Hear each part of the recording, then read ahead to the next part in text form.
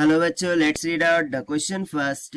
Water drops fall at regular intervals from a roof at an instant when a drop is about to leave the roof.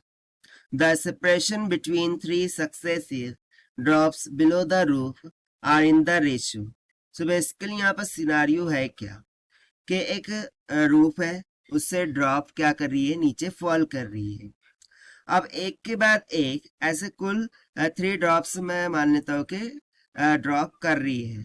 सो उन 3 successive drop के between में जो distance है उनका ratio कितना होगा वह यहाँ पर हमें फाइंड करना है. तो चलिए स्टार्ट करते हैं हम सोल्यूशन से.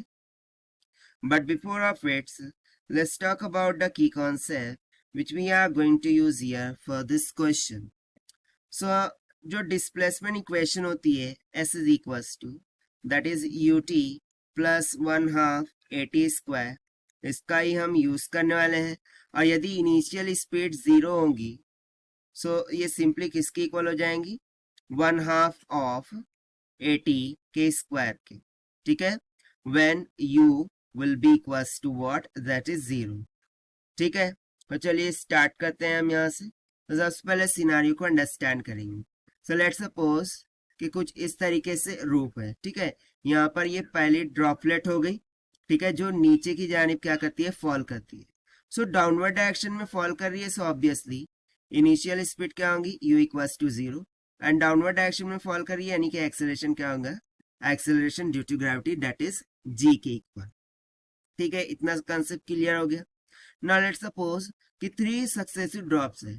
ठीक है, सो ये मैंने मान लिया, ये एक हो गई, ये दूसरी हो गई, ये तीसरी हो गई. ठीक है, ये पहली ड्रॉप फॉल हुई, उसके बाद ये दूसरी फॉल हुई और ये तीसरी फॉल हुई, और ये तो बेसिकली एट डी रूट पर ही, तो उसको हम डी मानेंगे. ठीक है, ड्रॉपलेट के लिए डी. राइट हो गया ना. यदि मैं यहाँ पर डिस्टेंस देखूं, ठीक है, यहाँ से रूप से तो यहाँ तक का जो डिस्टेंस है वो हो जाएगा d1. थर्ड से सेकंड के बिटवीन का डिस्टेंस हो जाएगा d2. और ये वाला जो डिस्टेंस है उसको हम मान लेते हैं d3. So according to question हमें d1 is to d2 is to d3 ये क्या करना है, फाइंड आउट करना है. तो चलिए सबसे पहले तो मैं यहाँ पर मान लेता हूँ कि जो फर्स्ट ड्रॉप है, ठीक है, उसको ड्रॉप होने के लिए टाइम t लगता है. ठीक है, यानी कि वो इनिशियली t इक्वल्स टू 0 से स्टार्ट करती है, बट जैसे ही यहाँ पर पहुंचती है सो उस टाइम उस वक्त उसका टाइम कितना हो जाएगा, t. सो इस सेकंड ड्रॉप के लिए टाइम कितना हो जाएगा, 2t. और ये वाली जो फर्स्ट ड्रॉप थी यानी कि थर्ड वन, ठीक है, उसके लिए टाइम कितना हो जाएगा, 3t के इक्वल. अब सबसे पहले अदर कंसेप्ट यहाँ पर मैं यदि बात करूं, सो देखिए फर्स्ट ड्रॉप के लिए डिस्प्लेसमेंट क्या हो जाएगा, यानी कि ये जो थर्ड वाली ड्रॉप है उसके लिए डिस्प्लेसमेंट हो जाएगा s1. फिर यहाँ से तो यहाँ तक के लिए जो डिस्प्लेसमेंट है वो कितना हो जाएगा, s2. और रूप से तो फाइनल ये पोजीशन तक जो डिस्प्लेसमेंट है वो कितना हो जाएगा, s3. सो d1 d2 d3 इनके रेशियो को फाइंड करने के लिए हमें s1 s2 s3 फाइंड करना होगा. तो चलिए हम कॉन्सेप्चुअल फॉर्मूला लगा देंगे, that is s1 will be equals to, u equals to 0 है, इनिशियल 0 है, सो इसके लिए हम डायरेक्ट 1/2 at स्क्वायर का फॉर्मूला लगाएंगे. So it will become 1/2 of acceleration downward direction में क्या है g, सो ये हो जाएगा 1/2 ऑफ g t का स्क्वायर. ये हो गया s1. ना what will be s2, s2 यहाँ पर क्या होगा, so s2 will be equals to 1/2 of g, but इसके लिए टाइम कितना लग रहा है, 2. सो 2t का स्क्वायर हो जाएगा. एंड सिमिलरली यदि मैं लिखूं s3 के लिए, सो s3 कितना हो जाएगा, 1/2 ऑफ g, और इसके लिए टाइम लग रहा है 3t, सो उसका स्क्वायर हो जाएगा. ठीक है, अब हम क्या करेंगे, जो डिस्टेंस है d1 d2 एंड d3 उसको फाइंड आउट करेंगे.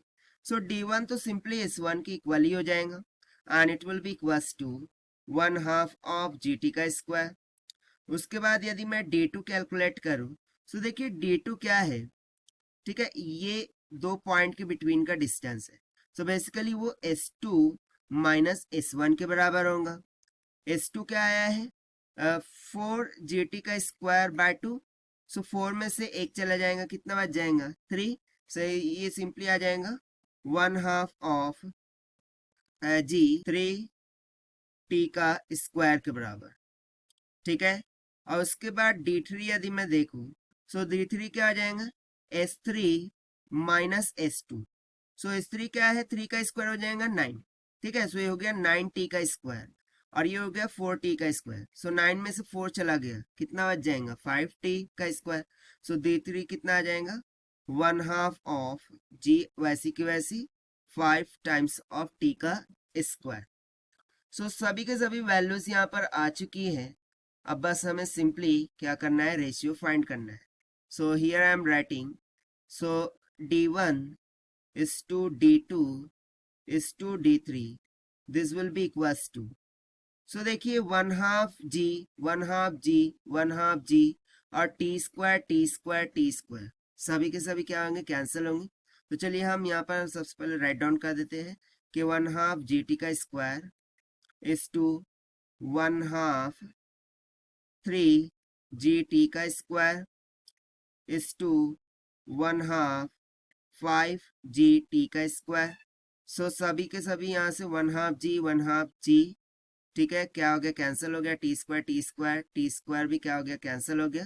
तो सिंपली यहाँ से रेशियो कितना निकल के आ जाएगा, D1 is to D2 is to D3, this will comes out equals to 1:3 is to 5 के इक्वल, और यही हो जाएगा हमारा final required answer for this question, जो कि हमने सॉल्व किया है by using the displacement equation. Now let us take the option, so option C will become correct. So this is the required solution. I hope you understood well. Best of luck. Thank you.